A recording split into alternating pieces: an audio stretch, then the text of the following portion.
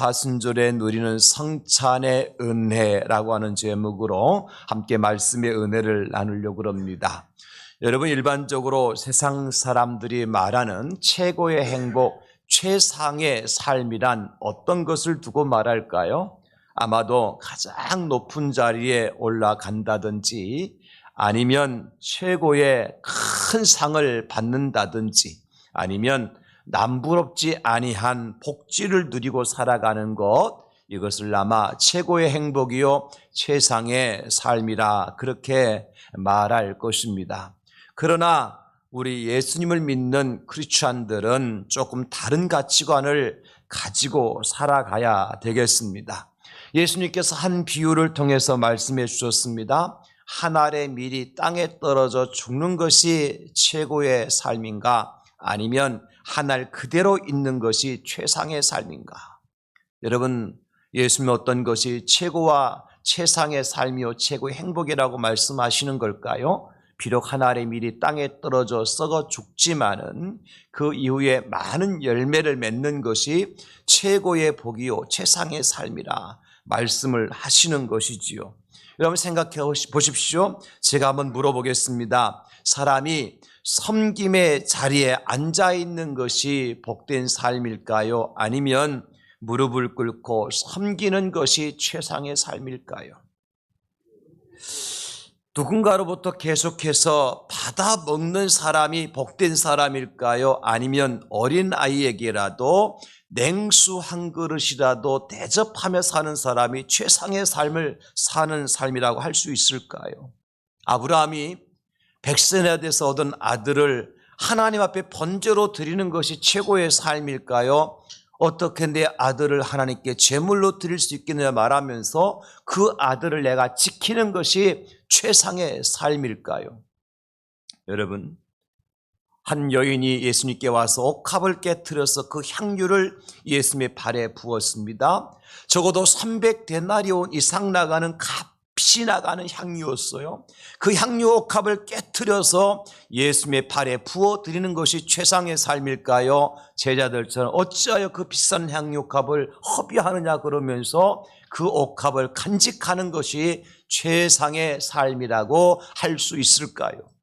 마지막으로 묻습니다. 여러분, 예수님께서 이 땅에 만왕의 왕으로 오셔서 열왕들을 다 물리쳐 주시고 유대인의 왕으로 계시는 것이 최고의 삶일까요? 아니면 당신이 십자가에 달려 죽으시는 것이야말로 최상의 삶이라고 얘기할 수 있을까요? 우리는 감히 판단할 수가 있을 것입니다. 하나님은 어떻게 하셨습니까? 하나님 세상을 이처럼 사랑하셔서 당신의 사랑하는 독생자를 이 땅에 보내어 주셨습니다. 그 예수님 어떻게 하셨습니까? 우리 인생들의 모든 죄를 대신 짊어지시고 십자가에 달려 돌아가셨습니다. 그러면 우리 하나님이 실패하셨나요? 우리 예수님이 실패한 삶을 사셨나요? 그렇지 않다는 것이죠. 그리고 예수님 우리에게 이렇게 말씀해 주셨습니다. 마태복음 16장 24절에 예수께서 제자들에게 이르시되 누구든지 나를 따라오려거든 자기를 부인하고 자기 십자가를 지고 나를 따를 것이니라. 너가 세상의 최상의 삶 최고의 행복이 뭐냐? 자기를 부인하고 자기 십자가를 지고 예수님 따라가는 것이다. 세상에 대접받고 세상에서 환영받고 세상에서 많은 것을 누리며 살아가는 것이 최고의 행복이며 최상의 삶이 아니라 날마다 자기를 부인하고 자기 십자가를 지고 살아가는 사람이 최고의 행복자요 최상의 삶을 살아가는 사람이다. 예수님께서 우리에게 그것을 가르쳐 주고 계시는 겁니다, 여러분. 그러므로 우리가 지금 이 새 사순절을 보내고 있는데 이 사순절이 의미가 있는 것입니다. 왜냐하면 하나님의 아들이신 예수님께서 하늘의 모든 영광을 다 내려놓으시고 가장 낮고 천한 인생의 몸으로 이 땅에 오셔서 최고의 고초를 당하시고 십자가에 달려 돌아가심을 기억하며 하루하루를 보내는 날이 사순절이기 때문에 어쩌면 우리 인생에 가장 행복하고 가장 최상의 삶을 살 수 있는 기회가 이 사순절이라고 말할 수 있는 것입니다. 여러분, 우리가 1년 12달 많은 절기를 보내고 있습니다만은 그 많은 절기들 중에서 가장 큰 은혜를 받을 수 있고 내가 가장 최상의 삶을 살아갈 수 있는 그런 절기를 하나 꼽으러 간다면 저는 강력하게 이 사순절을 여러분들에게 추천해드리고 싶어요. 왜냐하면 우리는 오직 주님의 십자가를 묵상하고 주님의 그 십자가를 사랑하고 그 주님의 십자가를 따라가는 삶을 살아가는 절기이기 때문에 그렇습니다. 우리 예수님이 그야말로 하늘의 미랄이 되셨고요. 도수장으로 끌려가는 말 없는 어린 양이 되어주셨고요. 만민의 죄를 대신 짊어지시고 십자가에 달려 돌아가심을 기억하는 절기가 바로 사순절이지 않습니까? 그 중에 오늘 우리가 살펴볼 말씀은요, 이 사순절 절기의 최고의 절정을 이루는 말씀이라고 할 수 있습니다. 우리 예수님은 오늘 제자들에게, 저와 여러분들에게요, 십자가의 진정 의미가 뭐냐? 내가 십자가를 지고 죽어야 되는데 그 십자가의 진정한 의미가 뭐냐? 그리고 내가 반드시 이렇게 십자가에 달려 죽게 될 것이라고 하는 실제적인 사실을 제자들에게 보여주시는 장면이 오늘 본문입니다, 여러분. 여러분 만약에 드라마나 영화를 즐겨보실 겁니다. 그 어떤 드라마를 시작하기 전에, 어떤 영화를 개봉하기 전에 반드시 뭐가 있죠? 예고편이라는 게 있잖아요. 그렇죠? 그럼 그 예고편을 보면 어떤 내용이 나오나요? 시청자들이, 관객들이 반드시 그 드라마를 봐야만 되는, 그 영화를 볼 수밖에 없는 그러한 장면들을, 가장 중요한 그러한 장면들을 요약해서 보여주는 것이 예고편입니다. 예고편을 보고 사람들이 저 드라마 봐야 되겠는데, 저 영화를 봐야 되겠는데 그렇게 생각하잖아요. 만약에 예고편이 재미가 없으면, 예고편이 흥미가 없으면, 예고편이 나하고 관심이 없으면 드라마를 볼 이유도 없고 영화 보러 가지도 않습니다. 그렇게 예고편이 너무너무 중요한 거예요. 그래서 저는 오늘 예수님께서 이제 제자들과 마지막 식사를 하시면서 보여주신 성만찬식이야말로 예수님의 십자가를 이해하고 그 은혜를 사모하게 만들어주시는 가장 강력한 퍼포먼스 중에 하나다, 그렇게 정의를 내리고 싶어요. 이걸 보고도 예수 십자가를 사랑하지 않고, 이걸 보고도 우리가 예수의 십자가를 묵상하지 않는다면 그 사람의 양심은 이미 화인 맞은 거죠.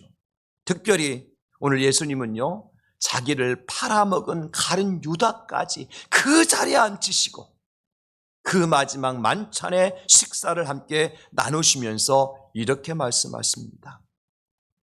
떡을 떼어주시면서 받아서 먹으라. 이 떡은 내 몸이다. 잔을 나눠주시면서 받아서 마셔라. 이 잔은 내 피다. 사랑하는 성도 여러분, 예수님은 제자들에게 떡을 떼어주시면서 이것은 너희들의 배를 채워주기 위한 일용할 양식이다 말씀하지 않으셨어요. 예수님 제자들에게 잔을 나눠주시면서 목마르지? 이것은 너희들의 목마름을 채워줄 수 있는 시원한 음료다라고 말씀하지 않으셨어요. 한 발 더 양보해서 예수님께서 말씀하실 때에 떡을 떼어주시면서 받아서 먹으라, 이것은 내 살을 상징하는 것이라 말씀하지 않으셨어요. 잔을 나눠주시면서 말씀하시기를 이 잔은 내 피를 상징하는 것이다 라고 말씀도 하지 않으셨어요. 예수님 뭐라고 말씀하셨습니까? 단도직입적으로 말씀하셨어요. 제가 여러분 이해하도록 영어로 이렇게 써놨습니다. Take and eat. 받아서 먹으라. This is my body. 이것은 내 몸이다. This is my body. 이것은 내 몸이다. This is my blood. 이것은 내 피다. Of the covenant. 언약의 피다. 이거 내 피라는, This is my blood. 이것이 내 피라는 것입니다. 피를 상징하는 것이 아니고 포도주가 아니라 피라는 것입니다. 이것은 내 살이라는 것입니다. 살을 상징하는 것이 아니라 예수님의 살이, 예수의 몸이라는 것입니다. This is my body. This is my blood. 분명히 말씀하고 있잖아요. 그러므로 여러분, 오늘 우리가 이 시간 성찬신령에 동참하게 되어질 때에 어떤 은혜가 필요하냐? 반드시 이 은혜는 받아야 돼요. 어떤 은혜냐면 이 떡과 잔이 예수님의 살과 피라는 사실을 내가 믿어지게 해 주시옵소서. 그냥 떡 하나 받아 먹고 잔 한 잔 받아 마시는 것으로 끝나는 것이 아니라 이 떡이, 이 잔이 예수님의 살과 피가 됨을 내가 믿어지게 해 주시옵소서.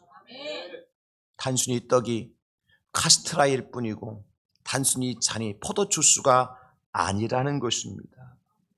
그렇다면 여러분, 오늘 저와 여러분들이 성찬에 참여를 하시면서 어떤 은혜를 간구해야 될까요? 직접 떡을 받으시는 분들이나 그렇지 않고 그저 눈으로 예식에 참여하시는 모든 분들이 간구해야 될 은혜가 있습니다. 저는 오늘 두 가지만 간단하게 말씀드리면, 첫째는 뭐냐면 하나됨의 은혜입니다. 이 성찬식은 하나됨의 은혜를 위해서 하나님께서 제정하신 줄로 믿으시기 바랍니다. 이 성찬에 동참하는 자들마다 하나 되도록 하시기 위해서 하나님께서 이 마지막 성찬을 제정해 주신 줄로 믿으시기 바랍니다. 오늘 보면 26절 성경은 말씀하시죠. 그들이 먹을 때 예수께서 떡을 가지사 축복하시고 떼어 제자들에게 주시며 이르시되 받아서 먹으라, 이것은 내 몸이니라 하시고. 여러분, 떡을 가지고 어떻게 하셨습니까? 떼어서 제자들에게 나누어 주셨어요. 이 말은 무슨 뜻이에요? 떡은 오늘 우리가 떡을 받을 때는 편의상 편리하기 위해서 떡을 이미 당회원들이 잘라 놓아서 드시기 좋게 만들었지만 본래 성찬의 떡은 몇 개였어요? 하나였습니다. 과거에 우리도 성찬식을 성경대로 하자 그럴 때에 떡을 한 덩이로 갖다가 만들어 놓고 띄어서 먹도록 했어요. 그런데 어떤 현상이 나타나는 거 하니까 교회에 배고픈 사람들이 있으니까 그냥 나는 많이 띄어서 먹겠다 그래서 한 주먹 떼가고, 어떤 사람은 조금 떼가고, 그러니까 나중에 성찬식 끝나고 싸우는 거예요. 너 혼자 돼지냐? 왜 이렇게 많이 먹었느냐? 그러면서 성찬식하고 싸우는 거예요. 또 때로는 어떤 사람이 정결치 못한 손으로 떡을 떼니까 다 뒷사람이 그 떡을 떼지 못하고 있는 거예요. 여러분, 이런저런 일들이 있다 보니까 하나님의 교회에서 이렇게 하면 안 되겠다, 좀 편리하게 하자, 그래서 떡을 잘라 놓았을 뿐이지 본래의 떡은 몇 개라고요? 하나라는 것입니다. 왜냐하면 예수님의 몸은 하나잖아요.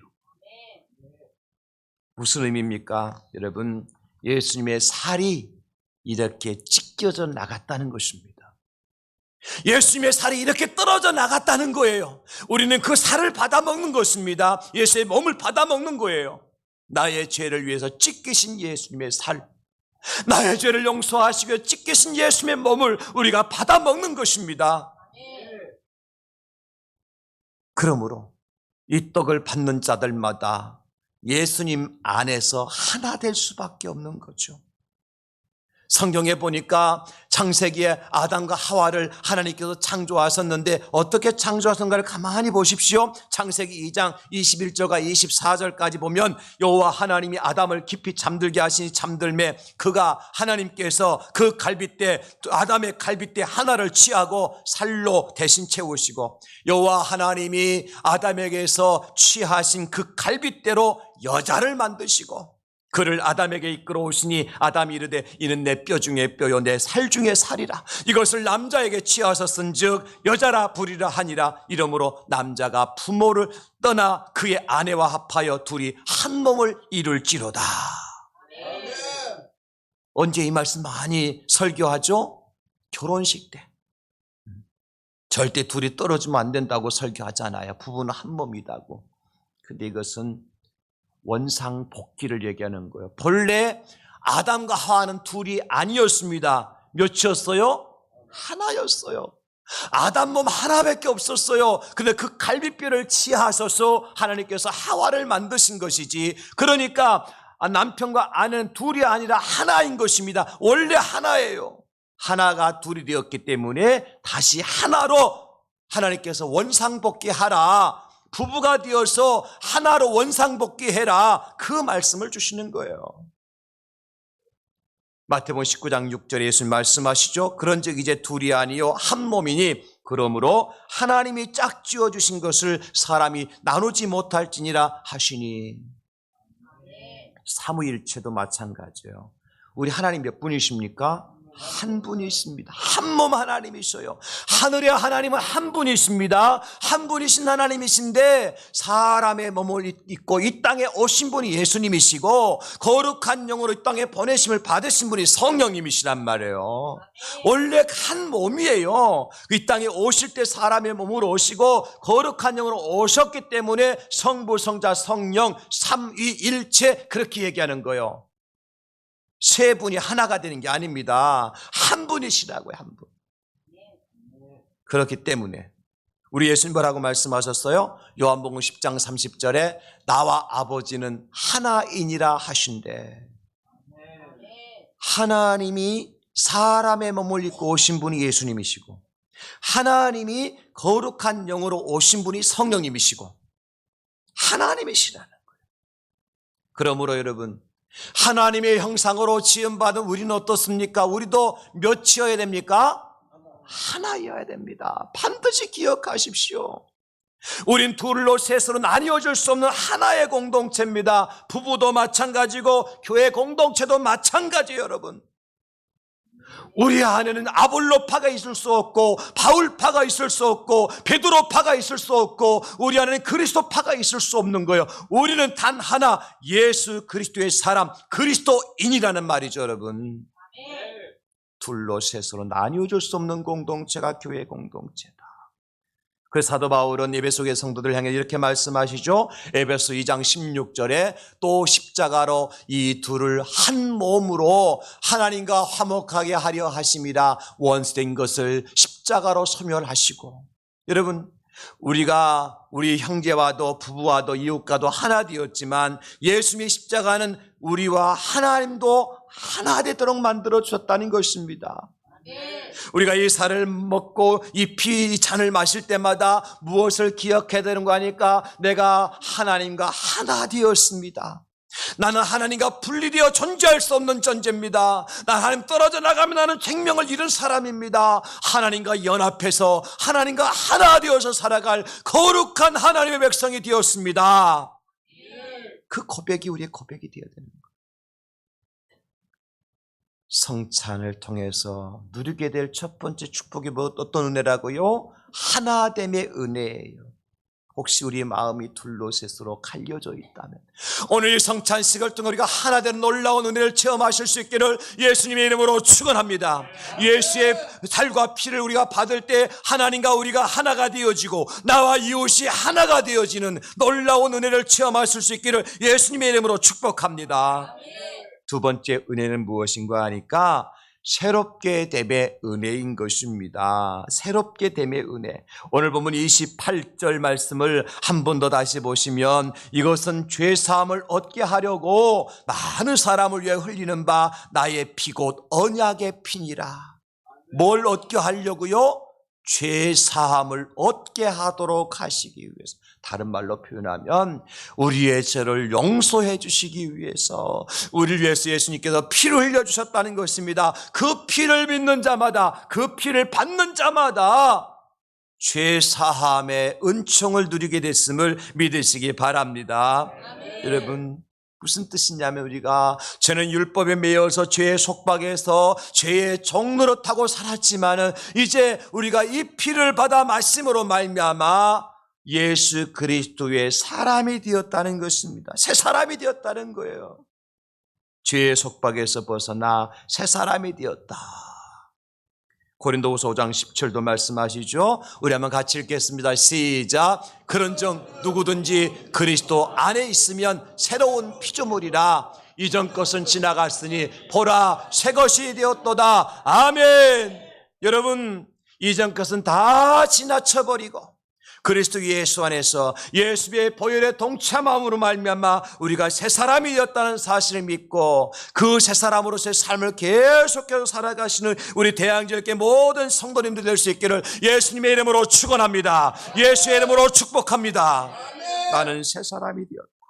어떻게? 에베소 2장 13절에 보니까 이제는 전에 멀리 있던 너희가 그리스도 예수 안에서 그리스도의 피로 가까워졌느니라.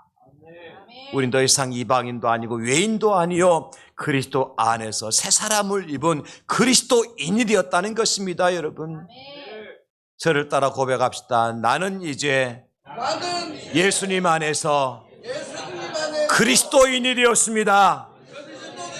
새 사람이 되었습니다. 할렐루야. 옛날 옛사람을 자꾸 청산해야 돼요. 베드로전서 1장 18, 19절에 보니까 너희가 알거니와 너희 조상이 물려준 헛된 행실에서 대속함을 받은 그 대속이 뭐예요? 우리의 죄를 대신 속하여 주셨다는 것입니다. 누가요? 예수님께서 어떻게 해요? 당신의 피를 흘려주심으로 말미암아 은이나 금같이 없어질 것으로 된 것이 아니요 오직 흠없고 첨없는 어린 양 같은 그리스도의 보배로운 피로 된 것이니라. 여러분, 우리가 죄로부터 용서받고 새 사람이 된 것은 그냥 공짜로 된 것이 아니에요. 우리는 은혜로 구원받았지만 하나님이신 예수님은 당신의 몸에 있는 피를 다 쏟아내 주셨어요. 그 예수의 보혈 때문에 억만 죄악 가운데 죽었던 내가 새 사람이 될 수 있었던 거예요. 그 은혜를 어찌 잊을 수가 있겠습니까? 나 같은 죄인을 살려주시려고 억만 죄악 가운데 죽었던 나를 구원해 주시려고 사도 바울의 고백처럼 죄인 중에 괴수와 같은 나를 새 사람으로 만들어 주시려고 당신의 보배로운 피를 십자가 위에서 다 흘려주셨으니 그 크신 하나님의 사랑과 예수님의 은혜를 무엇으로 말할 수가 있겠습니까? 그 피가 마음속에 큰 증거 되어서 날마다 새롭게 하시는 하나님의 크신 은혜를 잊고 살아가는 여러분 모두 될 수 있기를 예수님의 이름으로 축원합니다. 에베소 4장 22절 24절에 말씀하기를 너희는 유혹의 욕심을 따라 썩어져가는 구습을 따르는 옛사람을 벗어버리고 변화되라는 것입니다. 오직 너희의 심령이 새롭게 되어 변화되라는 것입니다. 하나님을 따라 의와 진리의 거룩함으로 지으심을 받은 새 사람을 입으라. 예수의 보혈로 우리를 덮을 때 우리가 새 사람을 입게 될 줄 믿으시기 바랍니다. 이 시간 저는 예수의 보혈로 여러분 머리에서 발끝까지 다 덮여진 은혜가 임하여 줄 수 있기를 예수님의 이름으로 축원합니다. 내가 새 사람을 입는 시간이 되는 거예요. 사울이 변해서 바울 되었잖아요. 어떻게 가능한 일이었습니까? 다메섹에서 십자가에 달려 죽으신 예수님 만났잖아요. 그래서 바울은 그때 이렇게 고백합니다. 디모데전서 1장 15절에 mit보다 모든 사람이 받을 만한 이 말이요 그리스도 예수께서 죄인을 구원하시려고 세상에 임하셨다 하였도다. 죄인 중에 내가 괴순이라. 그 죄인, 예수께서 죄인을 구원하시려고 세상에 임하셨는데 그 죄인이 누구예요? 바울 자신이라고 고백하는 거잖아. 나 살려주시려고, 나 구원해 주시려고, 내 죄 용서해 주시려고, 죄인 중에 우두머리 역할을 했던 나를 살려주시려고, 나를 새롭게 해 주시려고 예수님께 나를 위해서 죽어주셨고 나는 이제는 어떤 사람이 되었어요? 그리스도의 예수의 종이 되었노라. 이게 새 사람이요. 말씀 마무리합니다.